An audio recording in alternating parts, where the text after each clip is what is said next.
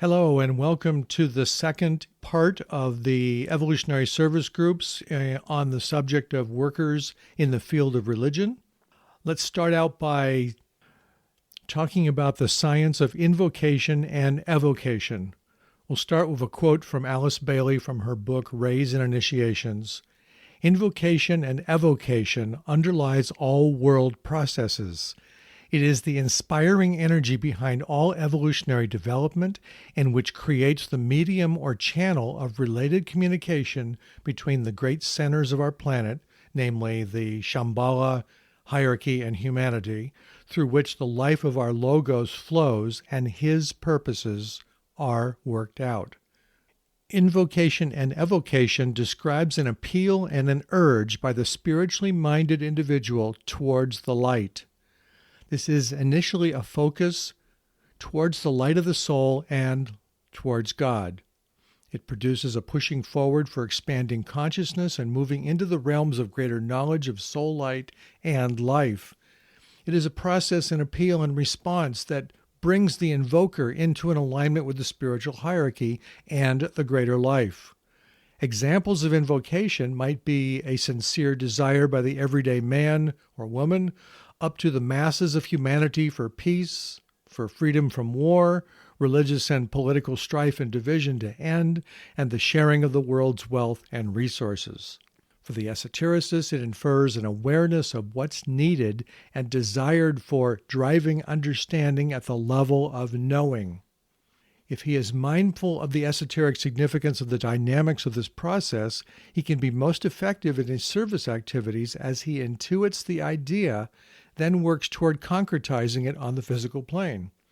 In essence, the esotericist learns to turn this process into a science where he consciously invokes and knows a response is forthcoming. The Master DK said, "It is in reality the intelligent organization of spiritual energy and the forces of love, which will invoke the response of spiritual beings, and who could establish a close communication between humanity and the spiritual hierarchy." This invocative work will be the keynote of a coming world religion where trained spiritual-minded individuals accept the fact of approaching energies from the hierarchy who are helping to bring forth still higher thoughts and energies. Trained individuals can learn to use certain words or mantras and formulas as a focus, as a scientific approach of invocation and evocation, thus giving the right direction and power. Another type of tension comes from the higher spiritual guides and the masters that hold a higher tension for civilization to evolve. This tension is an evocation of energy through impression that affects spiritually evolved or aspiring people of all degrees and all levels across all cultures. Examples of higher evocation could be evoking the principle of sharing, or bringing forth the thought form of peace, eliminating violence and warring tendencies, and upholding human rights, cause of freedom, or caring for the environment. To be open to these evocations of higher spiritual tension, the spiritually focused man and groups must align or be in rapport with the higher tension of the soul or the hierarchy. As a result, the tension becomes refocused in the consciousness as intention. Here, the person has opened up connections with his soul and generated a measure of personality integration and awareness. This invocative work will be the keynote of the coming world religion, where trained spiritual-minded accept the fact of approaching energies focused by the higher spiritual entities. This is directly helping to invoke the plan into manifestation and allow for man's awakening consciousness and the mind to be consciously expanded.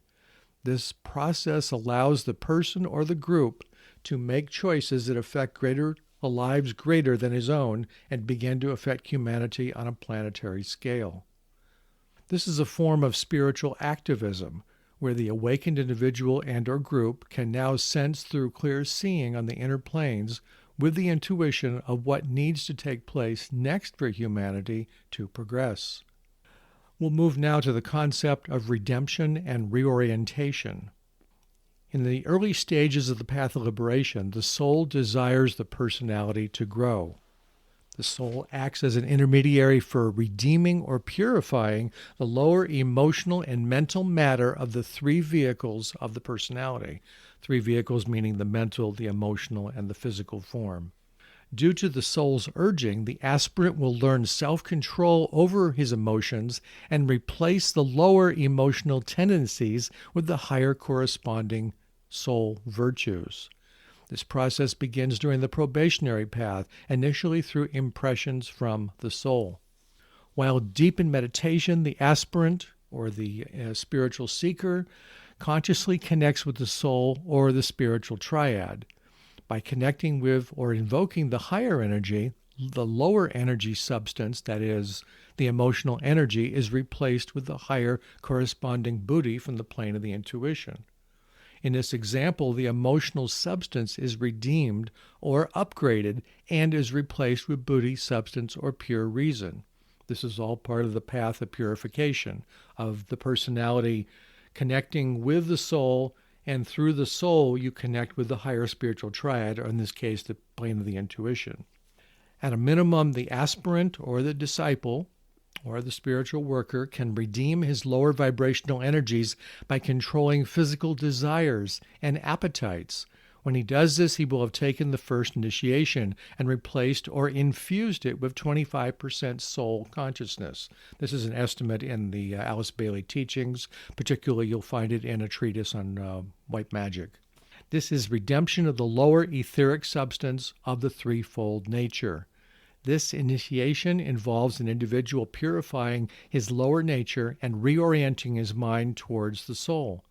His lower threefold nature, mental, emotional, physical, will have become stabilized in life expression. The following points are some of the possible resulting effects on the lower bodies from redemption. For example, you may have the emotional body being upgraded or ensconced with the measure of buddhi and pure reason. So reactivity would be negated. Redemption is a process and it is guided by the soul as it repatterns the personality. This causes the personality's general consciousness to expand, and harmony and stabilization are the result. The mental and physical or etheric forms, the chakra system, and the nadis are nourished with soul light and substance, therefore adding to the health of the individual. The individual would be naturally inclined toward practicing ethical living, harmlessness, and right human relations in his thought and activities. And for those who achieve this, they will be more open to receiving impressions from the masters, the initiates, and the guides. When the individual clears the way for others, impressions of their part in manifesting the plan can be intuited and defined with a clearer mind. The concept of reorientation and redemption is in reality spiritual knowledge that could apply to any one individual and as part of any one of the service groups. With a clearer emotional and mental body, the individuals and groups who make up the different spiritual groups at a national and international level can help foster greater unity among governments, economies, political structures, and NGOs, non-government organizations, through all facets of life. They can set the foundations for peace and conflict resolution. These are major themes. The actions of the service groups, particularly in this case the religious workers, would involve neutralizing any and all thought forms that contribute toward violence, such as let's go to war, or let's stop the sales of weapons. In essence, it would also affect neutralizing crime worldwide, in short, establishing a stable peace. With a lasting peace in place, an initial result for individuals and communities would be helping others to see how the vast amounts of monies can be made available from governments, wealthy donors, or philanthropists who respond to natural disasters or immediate community needs, or tackling humanity's intractable problems. We'll turn now to spirituality and the coming New World religion. The majority of the world's religions, to include beliefs of indigenous peoples around the world, including Christianity, Islam, Judaism, Hinduism, and others, already have a common belief in a supreme being. Although invoked and called by different names, peoples of all nations could begin to recognize the awakening and the factual realization of the brotherhood of man and that everyone is part of the one humanity. This awareness will allow people to see the divine in all things and themselves and cause communities to come together and will end conflicts. This, of course, is an ideal, and the reality is something we must all work towards. A greater objective will be to create a fellowship of religions or a common teaching embraced and recognized by all faiths.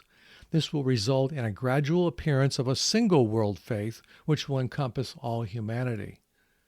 Through a developing spiritual understanding of life and an acknowledged connection with the soul, a broader concept of life's purpose will appear, and this would embrace all humanity.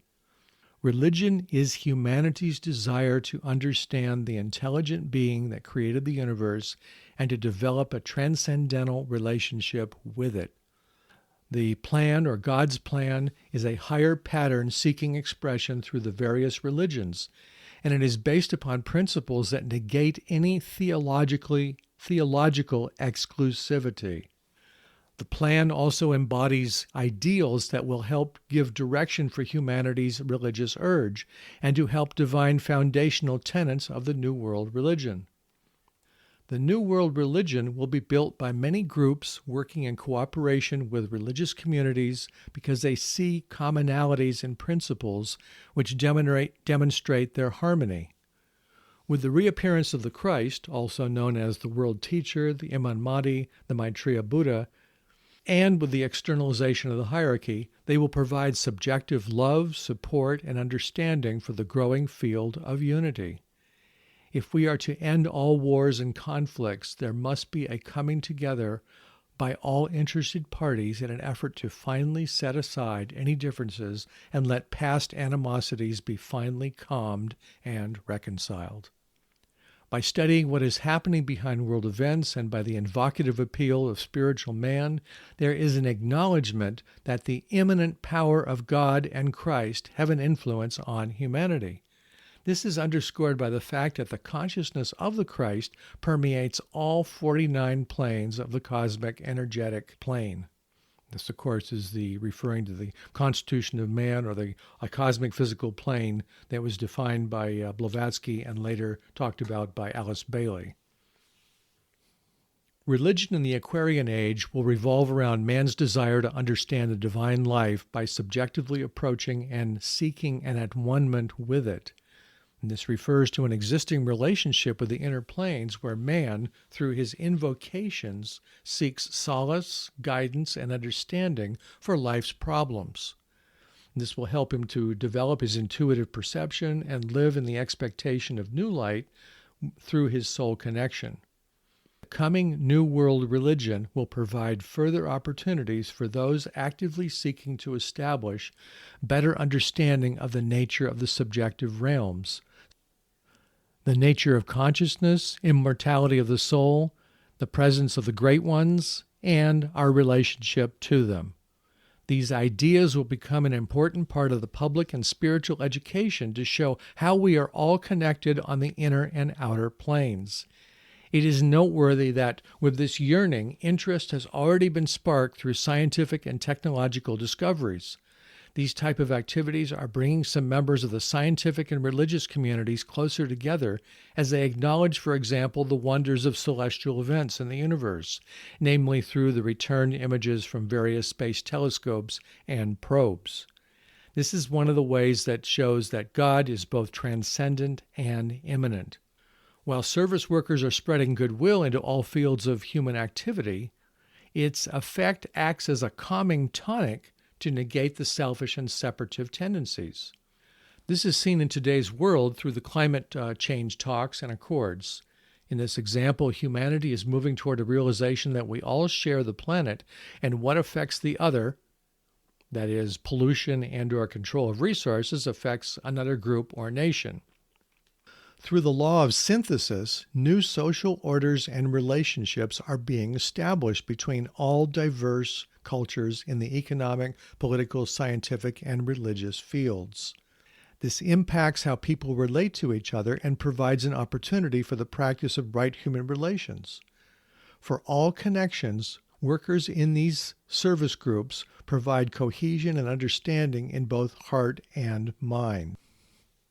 The New World religion will be founded upon the following essential truths. Number 1, spiritual freedom, leading to the freedom of thought and allowing man to discover the guidance of his own soul. This would be freedom to worship or not as one chooses. The concept of spiritual love, leading to goodwill, the realization of brotherhood of man and right human relations expressed through sharing and service. The concept or the essential truth of unity and the fellowship of spirit.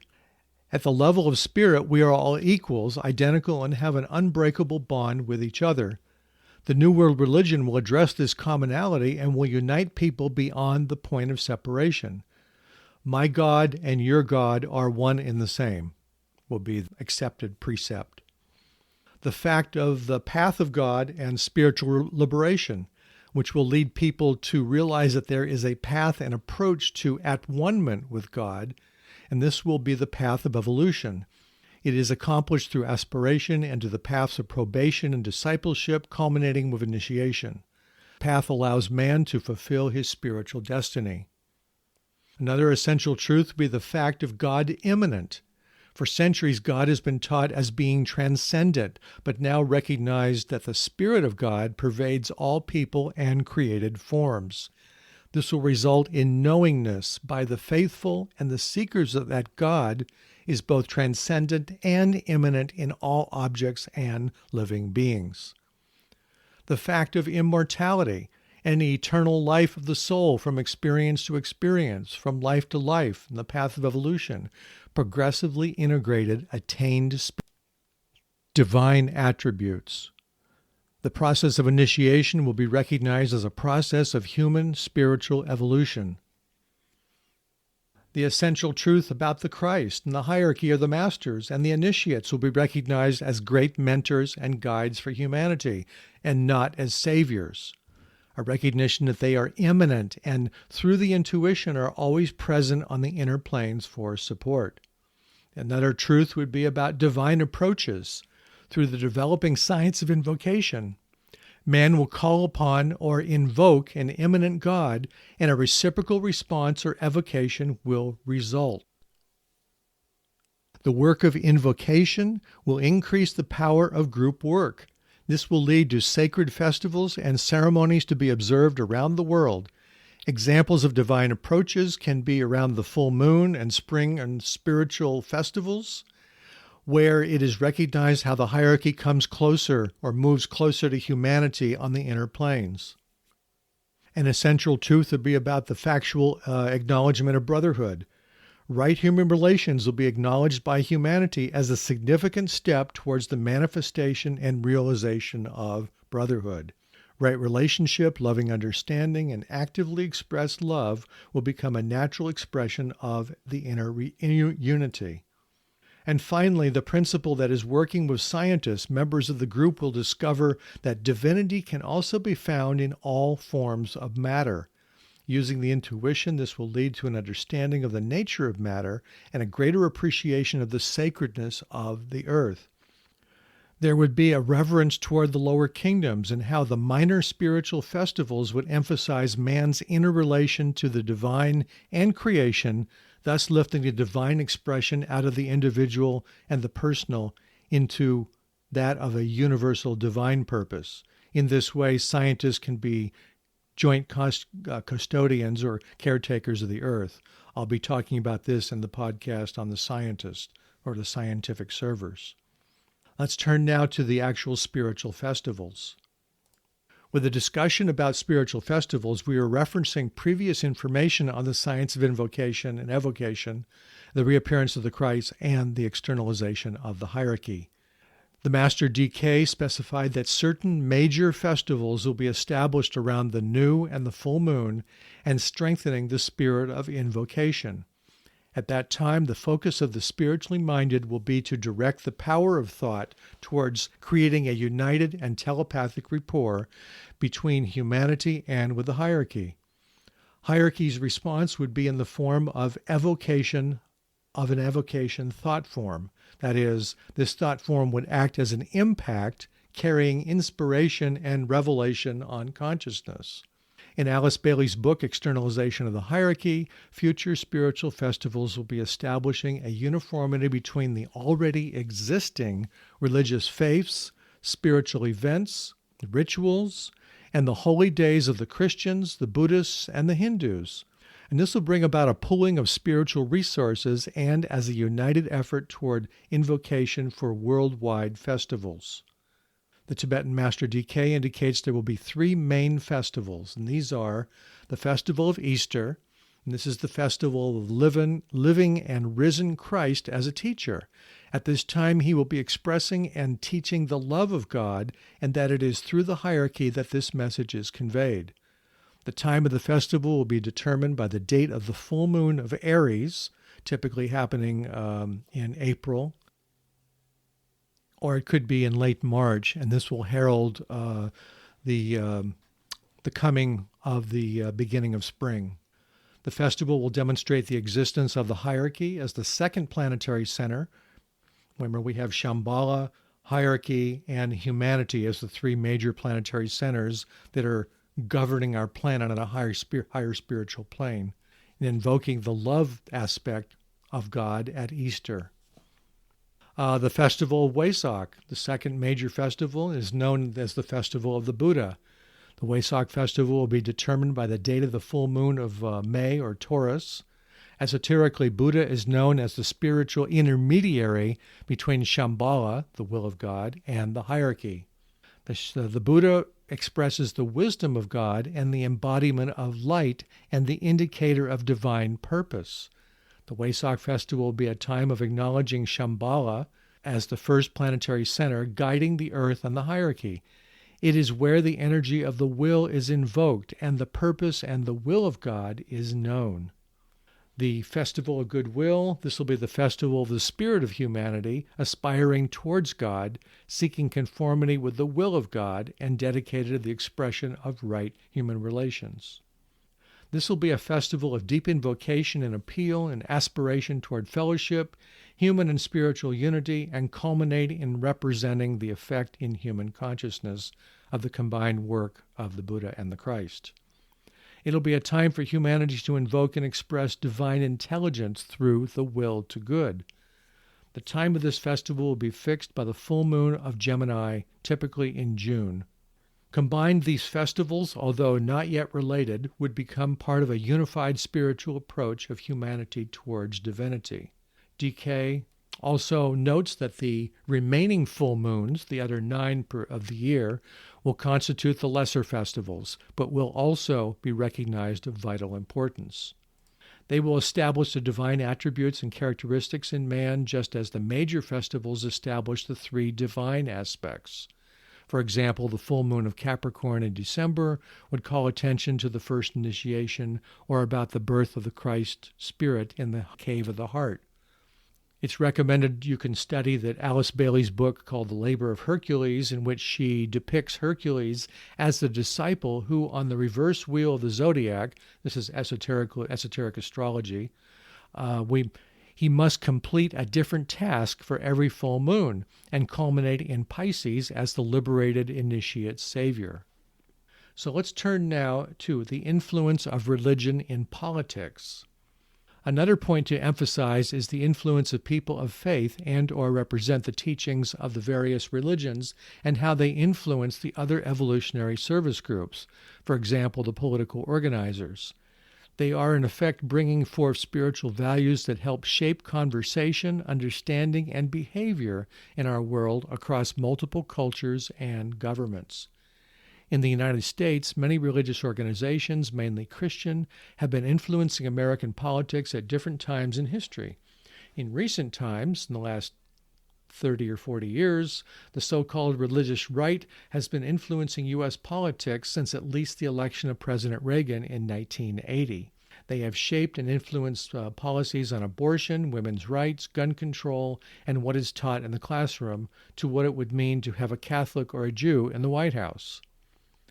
The major religions namely Christianity, Judaism, Islam, and Hinduism, at their core are very conservative in teaching, especially that men should be controlling society and women should be in subservient positions. Although these views are changing and in flux, this is basically a conservative view that spills over into political, cultural, and religious side of society. In the current world context, the major religions of Christianity, Judaism, Hindu, and Islam, Buddhism, and others are listed as those of the East and the West. With the coming of the New World religion, they will ultimately all blend into a single universal expression of divinity and spirituality, but will belong to all people everywhere. We'll conclude this discussion on evolutionary service groups, the religious workers in the field of religion, with talking about religious tensions existing in places around the world, and that there's those who seek to create interfaith and ecumenical communication between the various religious groups. This entails community involvement for learning about the nature and culture of people from the other religion and provides a moral and spiritual backbone of community. And this helps to put a human face on people that have differing beliefs and puts a stop to demonization and intolerance. In the case of the tensions between Christians, Muslims, and other sects of faith in the Middle East, skilled diplomats use conflict resolution as a means to get all parties to coexist in peace. From the ecumenical side, this refers to the various Christian sects coming together, and also the of interfaith refers to the bringing together of other faiths, such as through the Parliament of Religions that happens every so often. The inner spiritual is a movement that seeks to bring spiritual but not religious types together for seeking inner connections of all spiritually inclined individuals and groups. This brings a continuity of spiritual beliefs in God from divergent groups. So these groups together are all causing a break from established tradition, church dogma, doctrine, theology, and mark a tendency towards self-determination from old barriers of thought and divisions between races and faiths. And from these teachings, a person may directly know God or the higher self, like the soul, as this would demonstrate the fact of God. And this is the experience of God immanent. These all contribute toward the ultimate founding of the coming New World religion.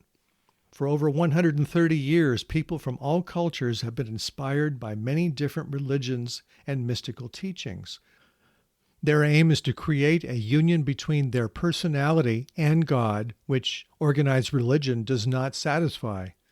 In this case, many have been attracted to various forms of mysticism.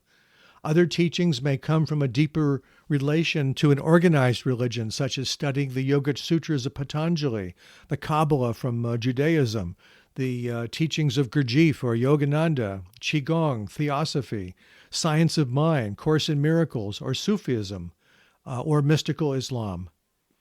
Through study, meditation, and inner guidance, people's belief in God is moving into a space of direct knowing or gnosis and fellowship. This is an experience of God immanent. Also, from these teachings, a person may directly know God or the higher self, as this would demonstrate the fact of God to the individual. For students of the esoteric teachings, they are using techniques such as meditation, study, and service as a means towards a goal of approaching each other via the soul. And by using these techniques, they can be working towards the first initiation, individually and at the group level. They could be employing the science of invocation and evocation, such as using the Great Invocation in triangles. You can look up what the Great Invocation is at the Lucis Trust website, lucistrust.org. Also, disciples are working on their own individual limitations in consciousness, their own purifying themselves, and practicing redemption of their lower emotional and mental bodies.